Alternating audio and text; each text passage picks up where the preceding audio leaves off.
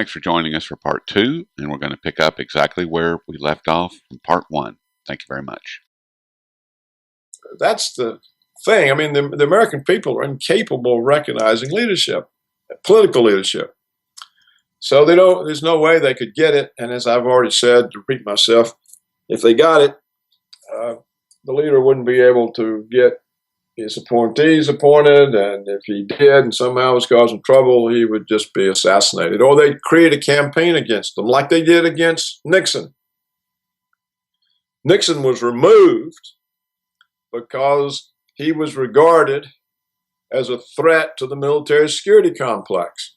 He made all those arms agreements with the Soviets. Remember the SALT talks, all the SALT arms limitation treaties? This is cutting down on the military security complex budget and power. You remember he went to China and opened to the communists? You remember, he agreed with the Chow In-law that Taiwan was part of China? Do you remember that? Yeah, I remember. I do All remember the right wing went insane. They went berserk. This guy's a commie. Nixon's a commie. He's selling us out to the commies. It was endless. And so when the CIA said, well, look, even his own constituency won't defend him. Let's get him.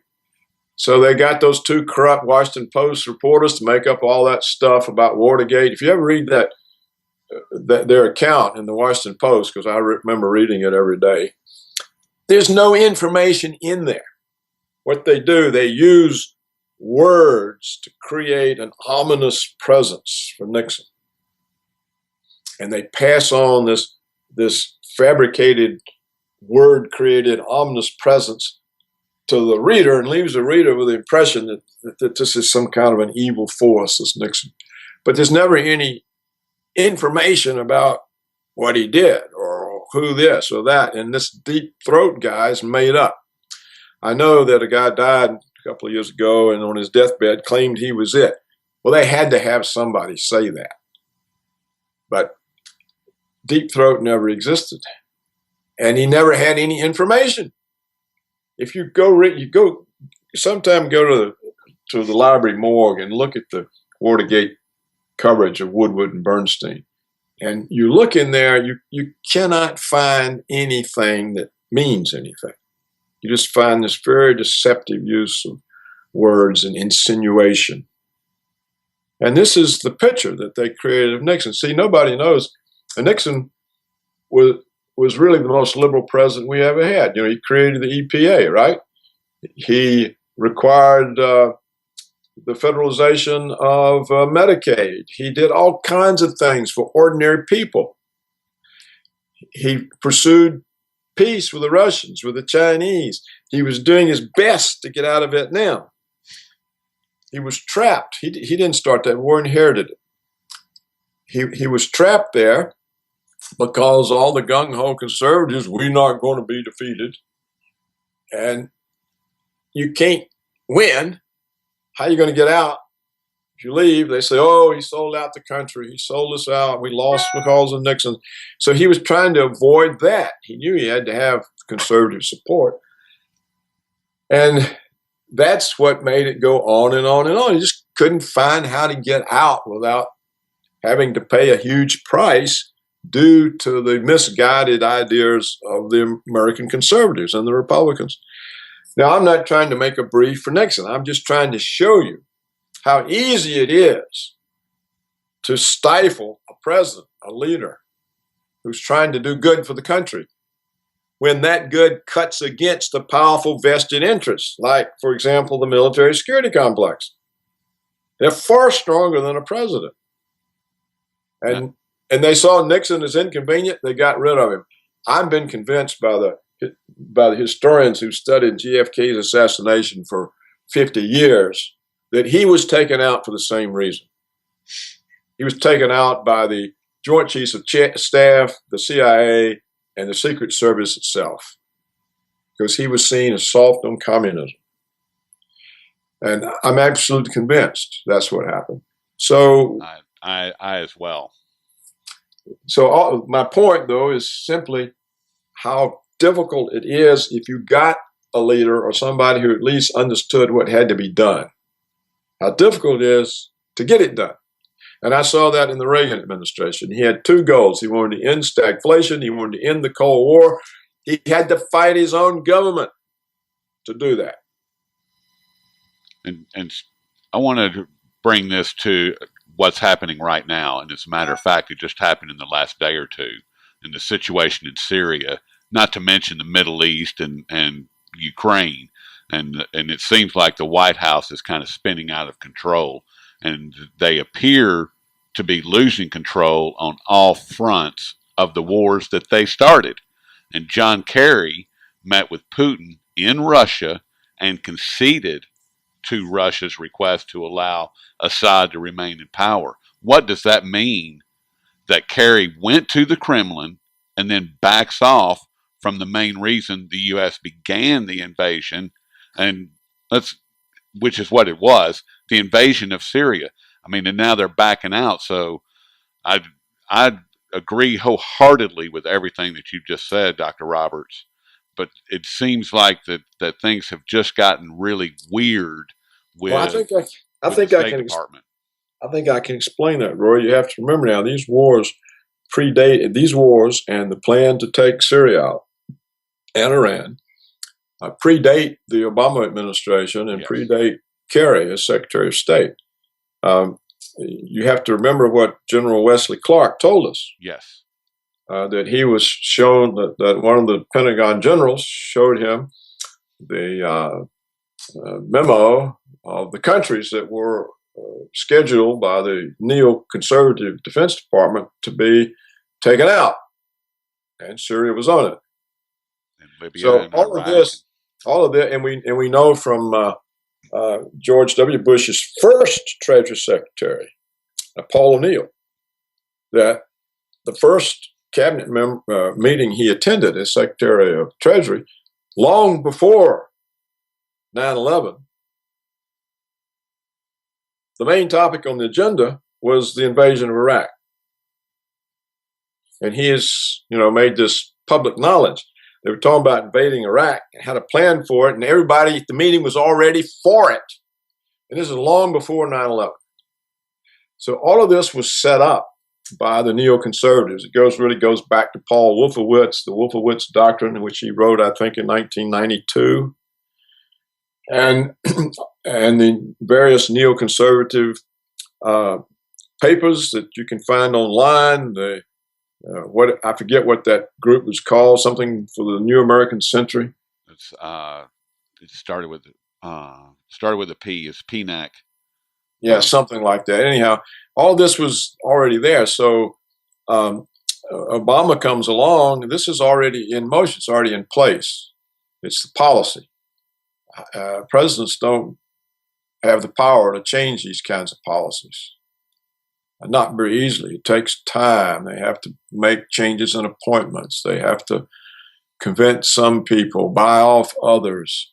They can't just announce, okay, here's the policy. Nobody will stand for it. Kerry followed Hillary as Secretary of State. All this was in place.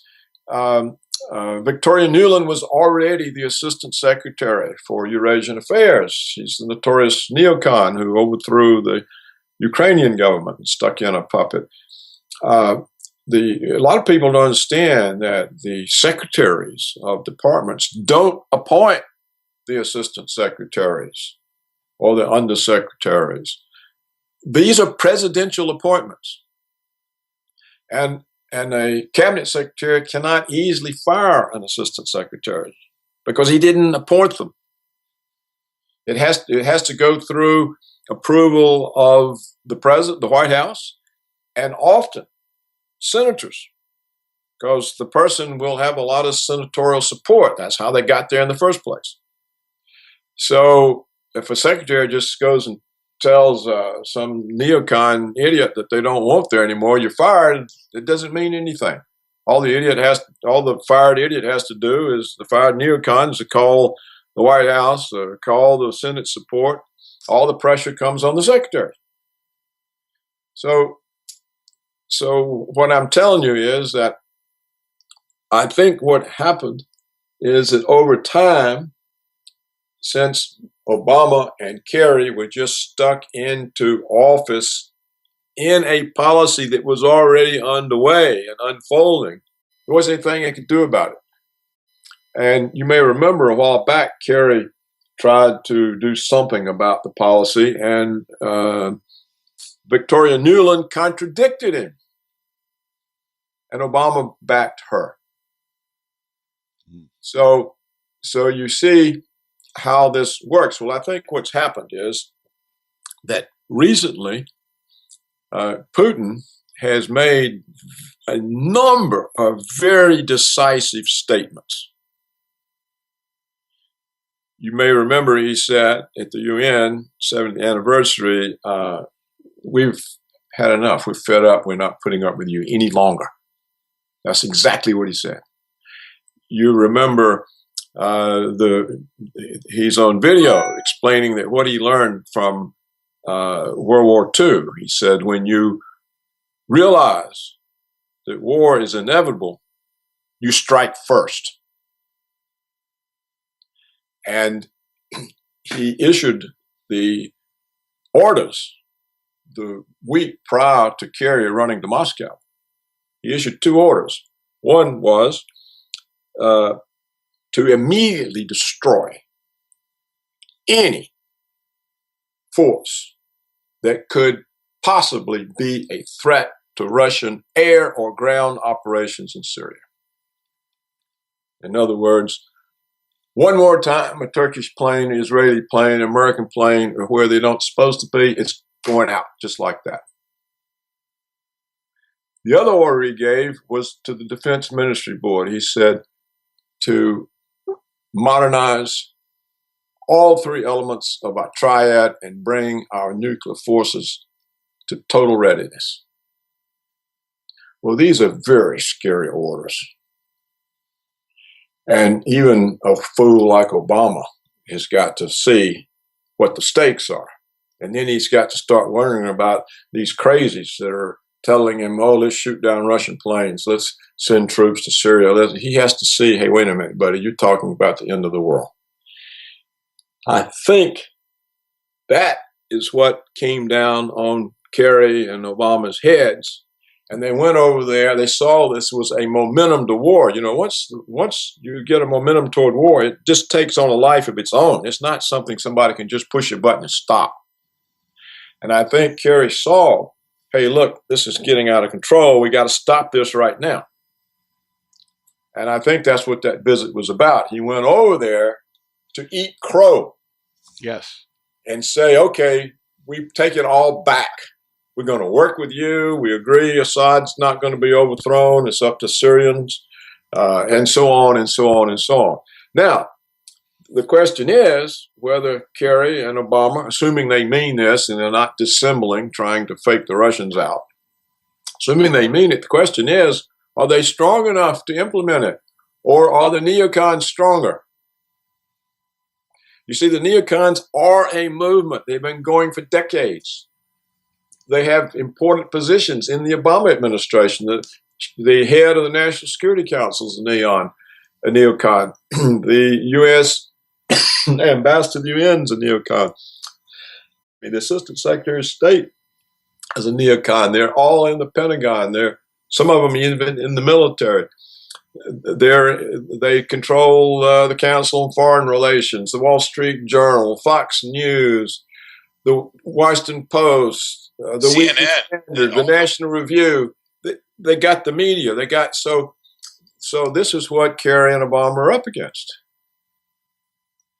So this is the way it really works. I was there 25 years in the middle of it, and that's the way it works. That's the way it is. So the notion that the president or secretary of state can actually do something, but I think that's my conclusion from the meeting in Moscow. First, here's what happened, in my opinion. Kerry is meeting with Lavrov, the Russian foreign minister, and with the Russian defense minister. And first of all, they show him irrefutable proof that it was the Americans who attacked the Syrian base in the Russian area of operations. They showed him irrefutable proof that the Turkish fighter that shot down the Russian fighter bomber was guided by the American AWACS and or Global Positioning System. So he says, look, we had this agreement with you that there would be no conflict between Russia and NATO in our area of operations in Syria. And here we've got these two conflicts. So what are you doing? Why do you sign agreements with us that you don't treat as meaning anything? What do you expect us to do? You think we're going to put up with this a third time? And so after they let Kerry have it, then he can go see Putin and eat crow. And that's exactly, in my opinion, what happened. And it happened because the president and Kerry are not the kinds of crazed neocons that Victoria Nuland is, or William Crystal, or Paul Wolfowitz, or Dick Cheney, or any of that scum. That's inhuman scum. They're the most evil people on earth.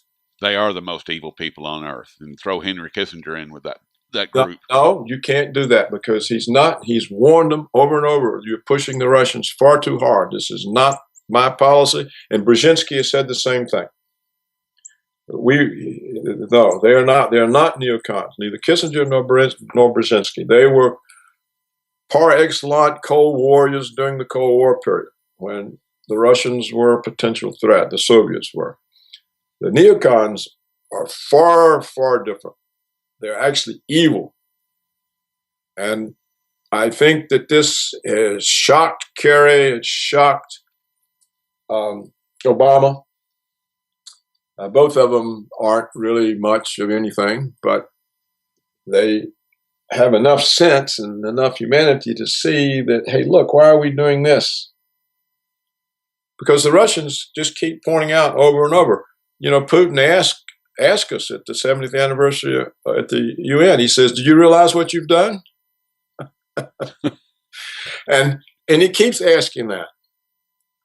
And he's now proven conclusively that we not only created ISIS, but we were buying their oil that they were stealing from Syria. That's financing them.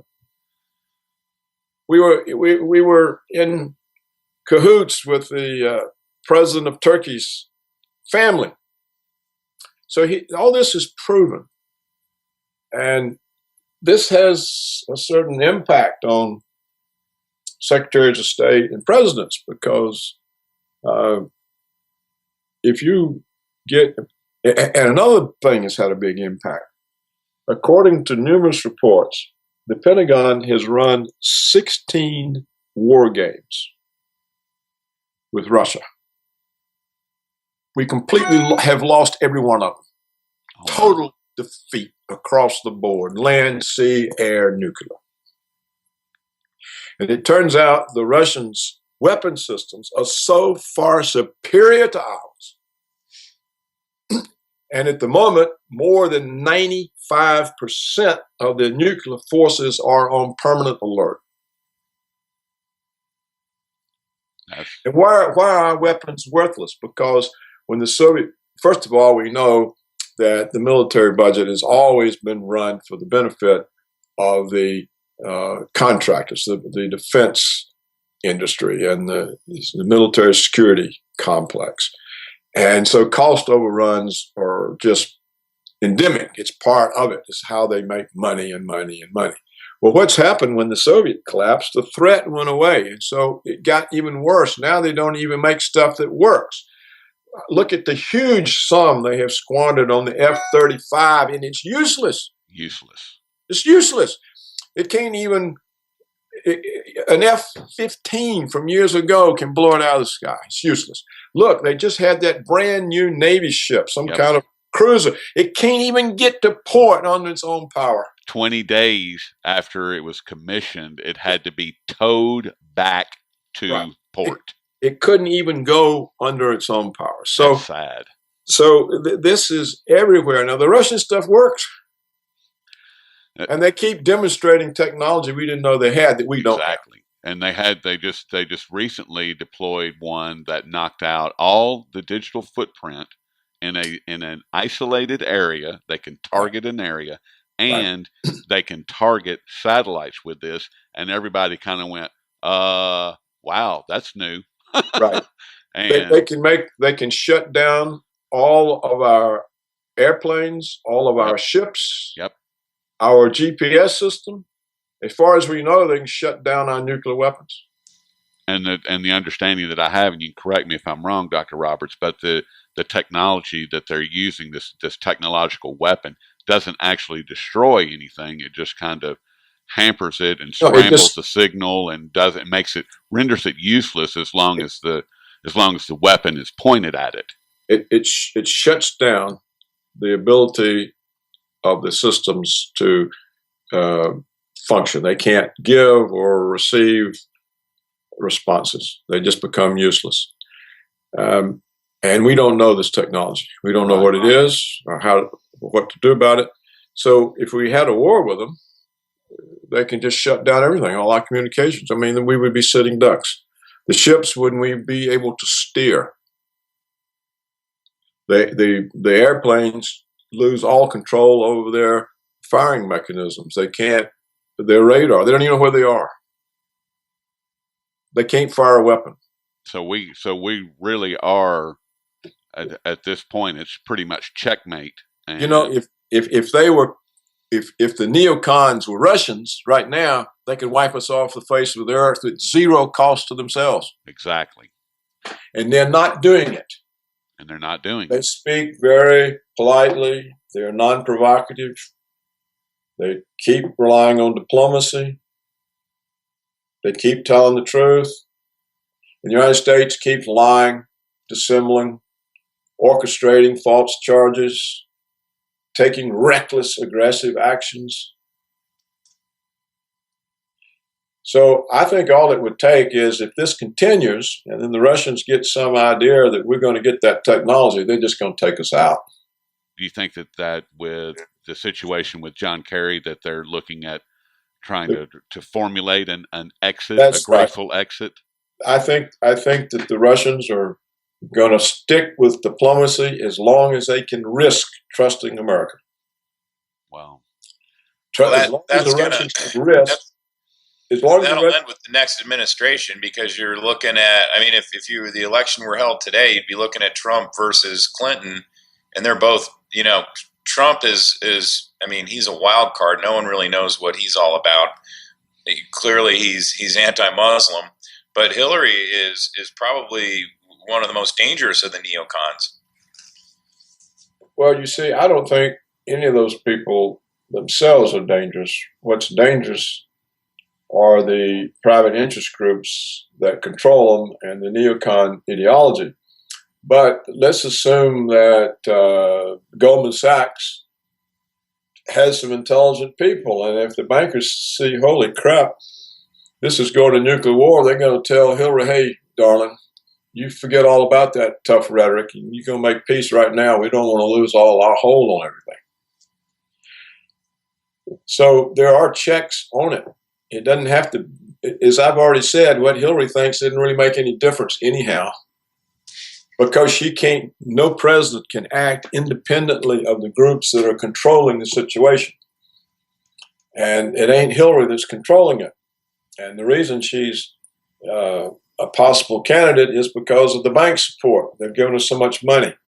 Other than that, she's not anything in herself. There's no movement. She's just a pawn. Now, Trump, nobody's got a hold on him. He's not anybody's pawn.